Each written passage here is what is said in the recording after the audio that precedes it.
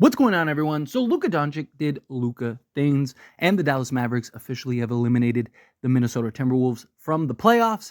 Dallas versus Boston. That should be a great series. But when it comes to the front of Minnesota, they have some questions, right? Because they looked like a team primed and ready to make it to the finals. They matched up excellent against the Boston Celtics. They look like a team that, with Anthony Edwards, all the talk, all the hype, all the excitement, like they could be a team that's hoisting the Larry O'Brien trophy at the end of the season. This playoffs was really about matchups, right? They were built perfectly to beat the Denver Nuggets. They were able to do that. They were able to close out. They were able to get the job done. Then they went and faced a Dallas Maverick team that was built to beat them in many ways. And Dallas had that rim protection, the defense out on the perimeter to kind of slow down and hinder Anthony Edwards. Rudy Gobert just kept getting put on islands.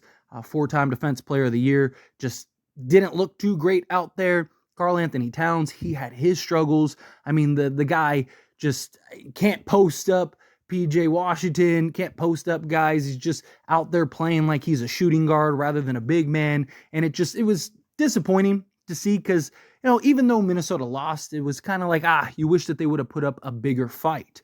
But how can Minnesota improve? How can they upgrade? Now, there is the argument of them just running it back another season and see what happens, but it kind of feels like they still need a piece or two. Now, obviously, Anthony Edwards, he is does he take even further strides, further leaps next season? That could also very well be the difference. But you got to imagine some teams are going to improve. The Western Conference is an absolute juggernaut. Just because you had success this year doesn't mean you're going to have the same success next year. So it really does beg the question of what should the Minnesota Timberwolves do, as well as what assets and pieces can they use to go and then get the pieces necessary to kind of push for a championship next season.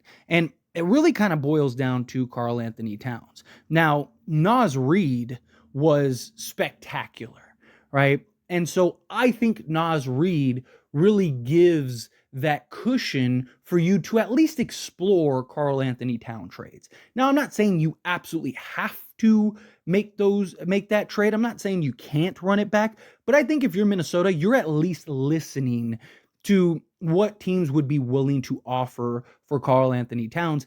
And in doing so, you can trust and know, like Naz Reid is a guy that can come in and he was really good defensively. He's really good on both sides of the ball, shooting the basketball, obviously, just like Karl Anthony Towns, as well as his ability to put the ball on the deck times.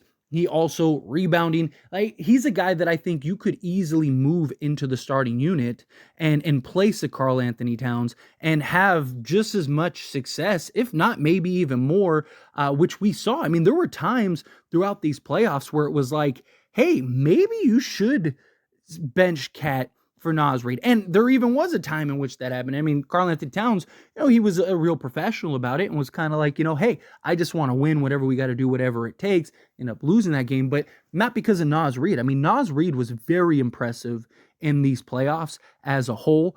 Naz Reid, I thought, was a guy that really kind of stood out for the Dallas Mavericks or for the Minnesota Timberwolves throughout the course of these playoffs. I know Naz wasn't great in that final game against Dallas, right? He had 5 points, 2 of 10, 0 of 4 from the field. But, I mean, it really just felt like Minnesota didn't really want to be there. I mean, there was multiple times where it looked like they just kind of gave up. Now, Karl Anthony Towns, he finished with 28, 12, and 2. So you might be looking at that and going, well, he showed up. Anthony Edwards showed up. Like, those are your two guys. But I just think if you can turn and kind of make a play to where you flip Karl Anthony Towns into not even necessarily a star, but like, let's say a mid-tier guy, right?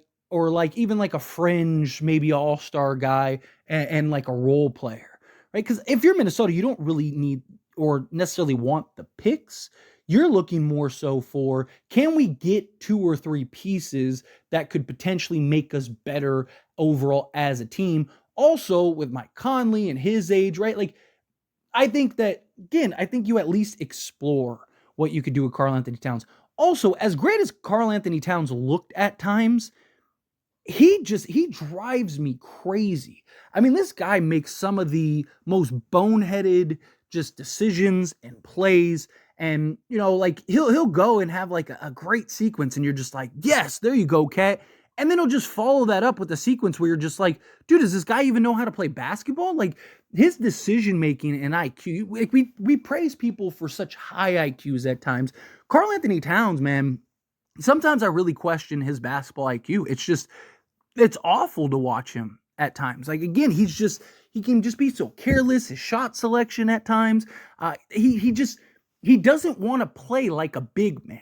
Now, how much of that is Rudy Gobert in his defense, right? To where he can't really be on the block too heavy. But even when Gobert is out of the game, Karl Anthony Towns is just kind of sitting out on the perimeter the whole game. And I get, that kind of helps Anthony Edwards with the drive to the basket. But sometimes you'll see Minnesota and they struggle offensively. And it's like, dude, Cat, get on the block, right? Like use your 7 feet, use your advantages and go get a bucket rather than just trying to shoot the deep mid-range or, trying to shoot the 3 ball. It gets frustrating. Like he's never really developed that that rollover hook or, kind of like that footwork to a level in which you're just like, man, like he could really dominate the game. It's just, if he developed those skills, he would be just insane because he can shoot the ball. Don't get me wrong. He can shoot the 3 ball, right? Now, he's self-proclaimed best shooting big man ever. I don't really know about that. Dirk, I think, has something to say about that. But he definitely is an excellent big fella that can shoot the ball. But he's still a big fella, right? And it's like, dude, get on the block and make some plays, right? It's like you don't have to, you're not a shooting guard.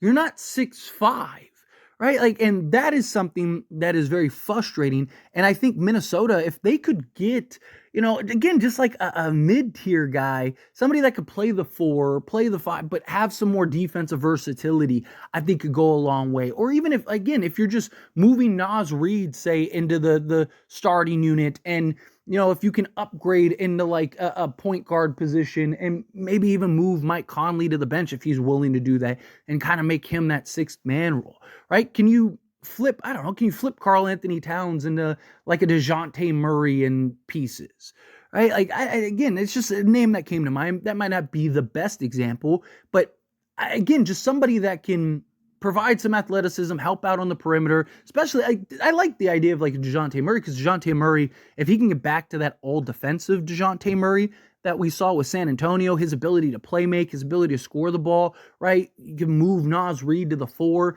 You still maintain that versatility on the defensive side of things, right? He would be more reliable as a scorer and just a playmaker than Mike Conley would be. Mike Conley now can kind of round out the bench and give you some versatility there. And then maybe you could get another piece or two to kind of tack on and, strengthen your bench depth. I don't know. I just look at it and I'm just like, man, like I really do think Minnesota, again, has to at least explore it, right? It doesn't hurt to at least have the conversation. See, like maybe there's nothing out there that makes sense, right? But maybe you do find that right package and that right deal, right? Maybe you can find the right pieces to kind of help elevate this team and take them to another level. Right? Again, I don't necessarily think you have to turn Karl Anthony Towns into another star. Now, ideally, like that would be great if you could, like if you could turn him into like a Kevin Durant or something, like that would be amazing. But I don't think you need to go that far. I think if you trust Anthony Edwards continuing to improve and get more comfortable and better, take this as a learning experience. And if you could just get that key, again, like borderline all-star guy, and like 1 or 2 just blue chip role players to kind of bring in and kind of help, take some pressure off of Anthony Edwards, as well as just be able to provide some defense and scoring and maybe some shooting, kind of upgrade around the edges a little bit. And then, maybe you do take on some picks and stuff like that maybe you can then leverage into something else. Right. But I just think if you at least listen, and if the right deal and offer is out there, I think you take it. Because again, you're not trading Rudy Gobert. I don't know how many teams would even be willing to give you anything close to what you gave up to acquire him. you're definitely not trading Anthony Edwards. And then after that, it's like, who else do you really have that teams are going to go, oh, okay, yeah, we would love to have? I mean, Jaden McDaniels, obviously, but you're not trading him, right? You want to keep him. So beyond that, it's like, okay, maybe you could trade Naz Reid, but I actually like the idea of like, you trade Towns because I just think you'd get a much bigger return. Naz Reid's on a good contract, and I think he helps kind of provide a lot of the same stuff that Karl Anthony Towns provides. I don't know. I just was thinking about it. I kind of wanted to make this video before, but I wanted to kind of just let everything play out because you never know, right? I didn't think Dallas would blow it, but you know, especially if it kind of gets interesting. Let's say they force a game 7, then it's like, well, that video maybe is not as aging as well as it looks like. But now that it's officially over, I feel like it was a good time to talk about this. And I just think if you're Minnesota, you got to at least explore the possibilities, in my opinion. But anyway, as always, this is a discussion. I pass a question on to you. Let me know your thoughts and opinions down in the comments below. What do you think? How do you feel? What are your thoughts? Do you like the idea of trading Karl Anthony Towns? If so, do you have like kind of a package in mind? Do you have a team in mind that you'd love to see him trade for? Do you think, no, you got to keep it, run it back, maybe upgrade the bench depth a little bit? How do you feel? Whatever your thoughts are, I'd love to hear it. Let me know down in the comments below. That being said, if you haven't liked this video, hit that like button. Helps me a lot. So we enjoy these types of videos. Truly appreciate it. Not subscribe channel, hit that subscribe button. Turn on the bell notifications. Appreciate y'all. See you in the next one. Thank you.